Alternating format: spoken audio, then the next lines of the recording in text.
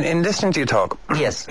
do you not think that even in the things that you are now saying, Yes. where you say, look, there was a loving and comradely relationship in these liaisons, if one party to that relationship is 16, Yes. will people not say, but it can be loving and comradely? Listen. This is, again, your westernized preconceptions about things. I am a gay man. Gay people have an ability, I believe firmly, I have an ability to be an emotional contemporary of people who are much younger than me. I just love their company. I love the vigor, the enthusiasm, the gentleness of these people. It is not about coercion. It is, not about any of the things that you're saying. It is possible to have a loving, affectionate relationship with people. This is all about ageism that you're talking about. And please, I don't want to go into that anymore. I've said enough about it. I am, I believe I've led a life of decency. I have helped people as much as I can, and I'm being pilloried and, torn apart by a whole media frenzy who have never really paid any attention to how this film came about and to the discrepancies in it, the whole editing of it. For example, I will mention something that came up often. Commentators mention it. There is a scene in it, and this is the only one instance of how a spin can be put on something. There is a scene in it where I'm with my beloved Prasant. This book, Light on Distant Hills, is dedicated to him. He's 3 years at the time. He's lying in his bed in his room in Kathmandu, and I'm tickling him, and we're laughing and enjoying each other's company. And that scene is shown. And then there is a shot of his mother, Sunita, Prem's Timilsina, my adopted son's wife, looking at me, sort of aghast in some way. Now, that particular shot has nothing to do with the room. It is not even in the room, it's in the shop. It is that sort of, juxtapositions. And the film is full of those juxtapositions.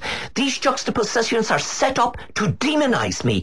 For example, there is another terrible one. What effect has it had on your life since it went out?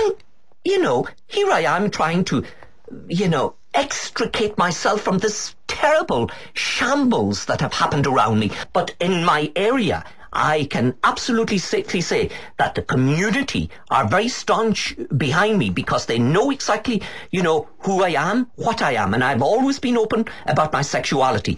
You mentioned, just as we began this conversation, that your daddy's favourite poem is a poem called Ithaca by Constantin Cavafy. Now, Constantin Cavafy is also of that Greek,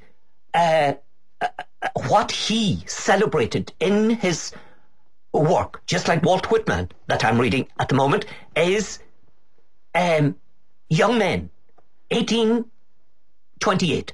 It is the Greek form of love. It has been Whitman, Cavafy, Wilde. No wonder they are my role models. This is what they celebrated. And they celebrated, it is the beauty, it is the vigour of youth. And what else have I done in my poetry but celebrate that? And, this thing of Nyasa going out to Kathmandu, she has been out with me for 3 years. And then suddenly, in the last few days, this spin happens. It is, so devious that...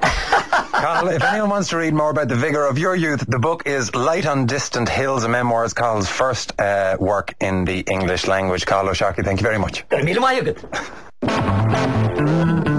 Text 083 4100 102. This is The Last Word.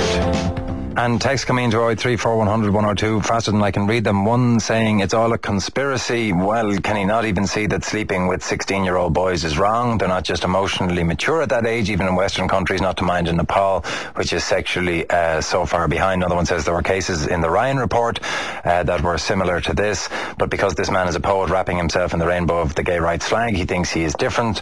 Homosexuality is not old men sleeping with children. This man is a disgrace to the gay community. Another one says it is nice to hear a man being given the opportunity to tell his side of the story. Another one says, how can he think that a 55-year-old man sleeping with a minor is morally right? Another one says, the man is deluded. He cannot see that what is wrong with having sex with a minor, where he is also providing shelter and security from poverty. We all enjoy the beauty and vigour of youth, but hopefully we don't exploit it. And there are an awful lot of texts again to 083 4100 102 that I can't read out. I want to give you a chance to win our competition every night. More texts in relation to Cathal O'Searcaigh. One saying, Anton, the man has done nothing wrong. He has broken no law. It is his naivety that causes him problems. Another one says, is the legal age of consent not 16? And then another following in what is becoming a theme. This man is a morally dubious predator who hides behind oily but erudite reasoning. Picture the reaction if a 50-year-old man had sex with a 16-year-old girl. Well, it's 6 o'clock. It's time for the news with Laura Byrne.